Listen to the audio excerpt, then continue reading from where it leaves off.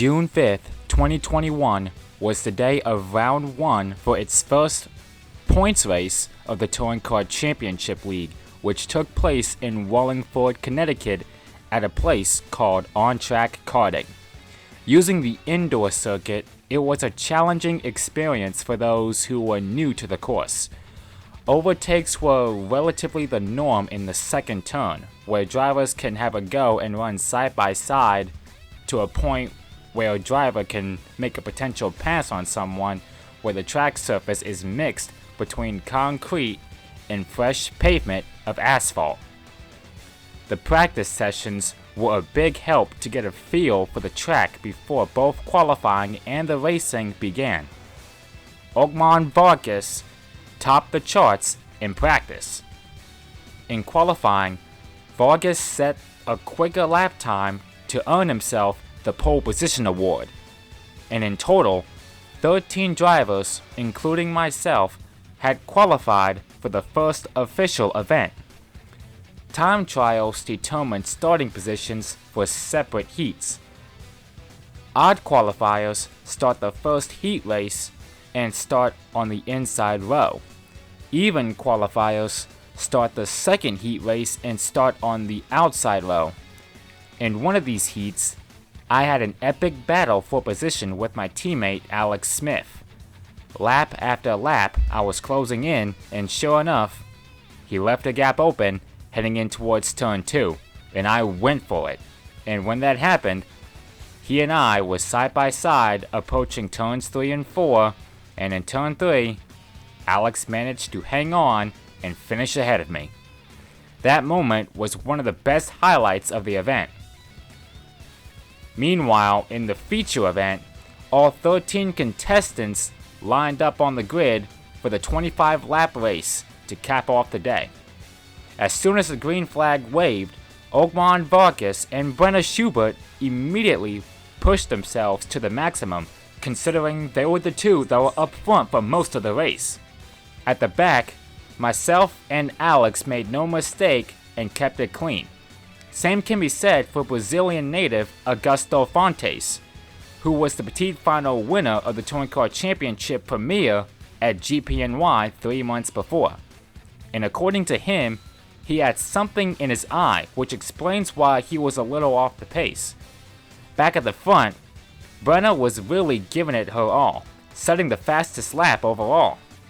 She and Ogman had a fierce battle for the win, and Ogman closed the door on Brenna in turn 2 with this perfectly timed block to keep her at bay to increase the lead gap. Behind them, there was a battle for third between Sam Katniss and Devin O'Connell. When the checkers flew, Ogman Vargas was the winner, with Brenna Schubert doing what she could to catch up, but nevertheless had lots of fun and was satisfied with the runner-up result. For third place, it was a close one, as Sam barely edged out Devin for the final podium spot. A big congratulations to the podium finishers, who did their part to rank in their respective positions. Event manager Matteo Giuliano had a chance to interview Brenna, Sam, as well as 4 other drivers shortly after the podium celebration. Very, very hard fight today with P1 Vargas. It was a very close battle to the end. He seemed to have the pace throughout the entire event, but you were able to get closer to him in the race. How did that feel to battle him and be a part of that 4-car battle in the end? It was awesome, yeah. For a second there, I thought I could get around him for a few laps, but unfortunately when I tried to make a pass, I kind of bounced off the wall a little bit and kind of got pushed back a little farther, so I had to work my way up to catch him up again. But yeah, it was awesome being in that train of 4 people. We were really battling it out, and it was a super close race, so it was great. So it's 2021, we're just coming out of a worldwide pandemic, and a lot of drivers are beginning to look to their futures for their careers. What's it looking like for the rest of this Touring Kart Championship season into next year? What are your future plans in motorsports? So I'm definitely going to be doing the majority of these Touring Kart Championship races whenever I can. I also have my outdoor competition karting in the WKA, so I do that every Sundays. And then also I'm going to be competing in the Lucas Oil Formula Car Shootout in December. So I'll be competing at Sebring Raceway. So I'm super hyped about that, and I'm hoping one day I can make it to IndyCar. We'll see. Sam, how does it feel to battle Devin? What was take me through the psychological game that was kind of going on in that battle? That was a really good race. That was one of the best races that I've had, period, when it comes to like the karts. It's like a recreational track like this. Excellent driver, having not been here before, it was great to be around him because I was able to kind of learn a little bit to catch up, to get up to speed. And we ended up having like such a really close race the whole time. We were back and forth. And we were back and forth pretty much with the whole pack. At one point it was 4 of us, like all of us in a line, and we were just going, we were cutting back and forth. I was passing Devin, then he was passing me, and then Brenna passed him, and then Brenna lost the position and then passed back. It was really it was a competitive and as clean as it can be for something like this. And like Devin said, in contact racing, I really like contact racing too. It makes for a competitive, when you're racing with somebody that has skill like that, and you're able to have fun and keep each other, so nobody's really getting screwed over and losing a huge amount of time in a big gap, but you're still boxing and fighting your way to the end. Now, granted it could be cleaner, but we're racing in a tight, confined track, so. Yeah, for sure. Next question is, you changed the most karts out of the field, but that was something that was made available to the drivers to give them a choice in what they could start their qualifying session with. What did it take to find symbiosis between you and your kart for the heat race? Well, I felt like the first kart was just it just didn't have enough power. Basically what I was looking for was a little bit of extra power out of the turn, like a kart that had something that was at least reasonable, so that I could continue to keep the momentum up if I scrubbed speed, or if I got tapped and I spun out, because that's how I would either get passed or lose a position. So I was really trying to get into something that was at least relatively stable. So I made the change, and it ended up being okay, and it ended up being my qualified in the kart that Brenna had. So Brenna ended up coming in P2 with it. She did good, so it was a pretty good kart overall. Qualifying itself wasn't the best. I had a mishap on one of the turns, on turn 1, where I got tight and I punched the brakes in the first kart, and ended up going sideways and had to rectify it. So I lost 2 laps in the qualifying. Really only had one that was without any issue, but yeah, I was really just looking for the extra power coming out of turn, something that wouldn't bog.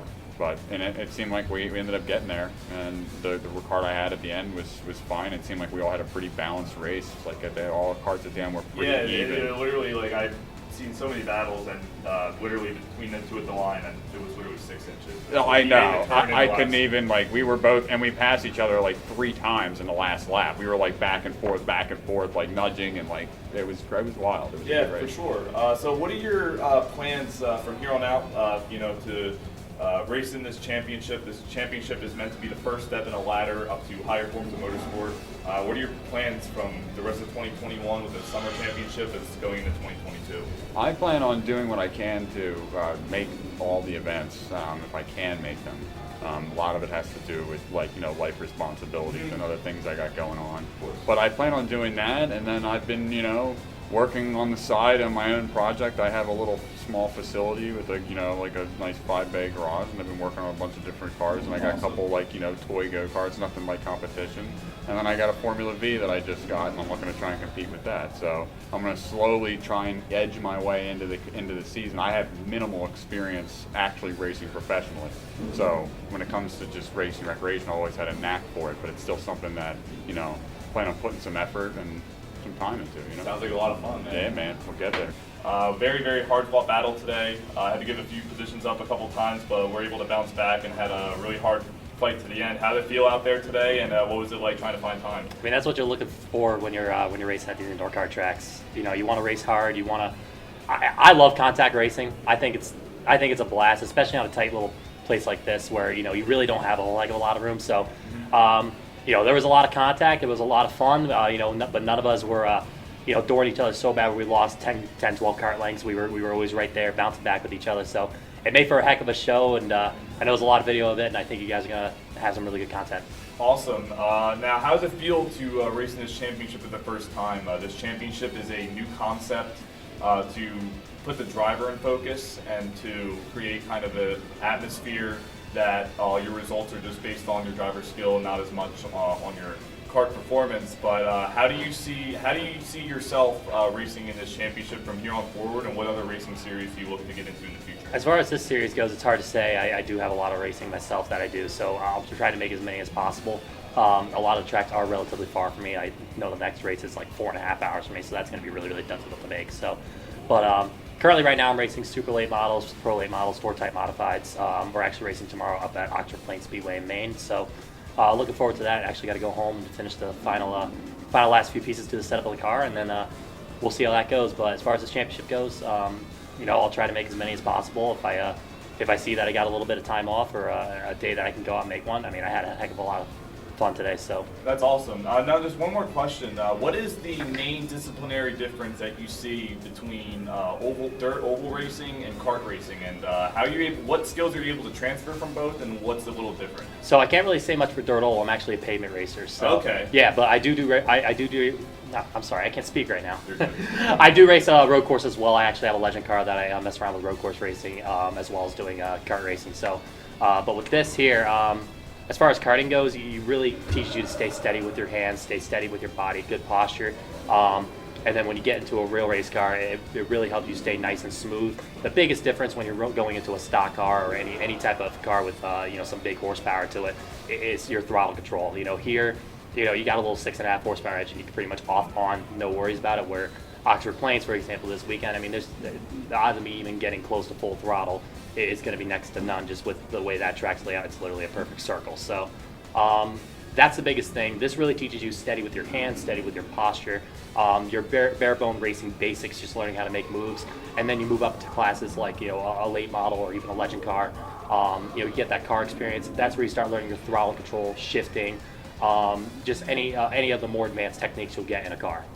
Alex, how did it feel to get used to On Track Karting here in Connecticut, and what are some of the new challenges that were presented to you today? Well, I know I learned how to start drifting now. At first, it was hard to find the right momentum through the hairpins. I was struggling with that during the pre-qualifying, but during the race, I actually got it. I saw someone made a mistake because you know how it is in turn one. People get close, they make mistakes. I managed to get by someone, but I saw two guys battling for I believe P6 and P5. I was close. I thought I could get up there until someone in a Napa shirt managed to join the party. And yeah, after I tried my best to keep him behind me, but I kept saying the word 25 in my head, and I was like, oh God, it's so far, the flag is so far. He got by me, and after the halfway point, it was just I was playing the locomotive, and the cars behind me were just being rough, were just wrestling me down. I was like, oh my God, chill guys, everyone's knocking on my door. All I tried my best to do is just keep them behind me as best I could. So I was like, the guys ahead are too far, and I could feel my health starting to just drop faster than the ball dropping for New Year's. If you can hold your ground and hold the dominant line, so you should be able to prevent people from getting past you. But when people have the pace over you, it's very, very hard to keep them behind you. How did you feel? I saw in the heat you actually were battling with Calvin, and you were able to close the door outside of turn one. Now, this is the question. Did you know he was there, or did you I need to shut the door right now so he doesn't pass me? All I kept doing was as soon as I exit the corner, I did, however, see his front wing, or what we're now using front bumpers because they're caged. I saw his front bumper, and I was like, oh God, come on. And I knew I had to get a good exit out of the next hairpin. But yeah, all I tried doing was just to keep him behind me as best as I could. What I did like was when me and him went side by side. I really don't know what turn that was, but it was before that. It was like that big chicane, the big chicane. Very, very, very close battle with Riley throughout that feature race. What was it like to be in that battle, and how does it feel to be racing in the Touring Kart Championship? It feels the battle was really good. I know I had multiple battles throughout the race, but the one with Riley at the end was really good. We both started at the end. I know he was battling the kid with the Red Bull shirt all race long, and I was slowly gaining on him. And I'm like, oh, I might have to help this guy out, or one of them, whoever gets the position starts taken away, might have to go help them out. And towards the end, I'll just get really, you see that 5 laps to go, you get like, okay, I gotta go push, and then you can possibly make mistakes, and I made a mistake going into that, chicane or hairpin, out of the pit lane, yeah. Yeah, okay, yeah, that's the exit of turn number 4. Yeah, exited turn 4. I dove up into the inside, and then you kept the position into the right hand. Yeah, I dove up the inside, and they both kind of confronted me. I'm like, oh, I can't, I just want to play it safe. Especially coming towards the end, it's like you don't want to do anything too dumb, but you don't want to do anything for sure. Slow to slow you down. Yeah, so you've been racing on track for about 6 months, from what I understand. Yeah, I came here occasionally. It was my first time ever karting here. This was the first place where we went around to all go karting places, outdoor, indoor, and we really settled on this one, and I loved it. So what do you really enjoy about karting in general, and what are your plans for the rest of the year? I really like karting because I know everyone says it's a step down from motorsport, and that's how everyone can end up there. It's really fun because it's like you're not, if something breaks, it's not terribly expensive to fix. And you could get, like Devin and the other guy said, contact racing is pretty good too, to a certain point. And my future plans in motorsport is, I got this tournament going on, which is good. So that's my summer, and I plan to attend some racing schools and hopefully end up racing legends, and then we'll see where I go from there. Nicholas Cuozzo, he had a very, very, very tough battle with Alex Smith and a few others battling in the mid-pack. This is his first race in the Touring Kart Championship. Nick, what do you think about this championship? How does it feel to get started and get out there, and how did it feel to fight in the mid-pack? First of all, thank you for letting me do this. It is awesome. I think that people can start off here and just climb up, and I think that's awesome what you guys are doing. The battle with the mid-pack it was crazy. I was battling for P9 with some kid named Fujiwara or something like that. And it's really cool to see all the diversity, Oh yeah, it's awesome. Yeah. I like seeing everyone, So you started P10. Yeah. The qualifying format is that you had your practice, then you had your 3-out qualifying. How did it feel in that 3-out qualifying when he was on the good of his lap? That was crazy. I didn't know I got P3 until after. It's crazy. When you first started to get into racing, what would you say is the first moment you had where, wow, racing is really, really fun? Oh, definitely when I started to race here. I found out about this place because I just got into cars and motorsport, Formula One, and then my dad took me here for my birthday. So I enjoyed it. It was so much fun. Final results of the Grand Prix of Connecticut are as follows. Brenna's name is highlighted in purple to indicate she posted the fastest lap time. After the conclusion of the Grand Prix of Connecticut, the Touring Kart Championship hosted its next event at Slick Willie's in Reading, Pennsylvania. They were supposed to host a second race at Lehigh Valley, but due to tight scheduling, that's postponed to September at the further moment. To learn more about the Touring Kart Championship, visit their website at touringkartchampionship.com for more informational updates and upcoming events. It's only the beginning of the 2021 summer season, and it's already heating up. With that said, I, Turn 4 Productions, signing off the mic as always. And until next time, and for the notice, peace out, stay safe, and have a good one.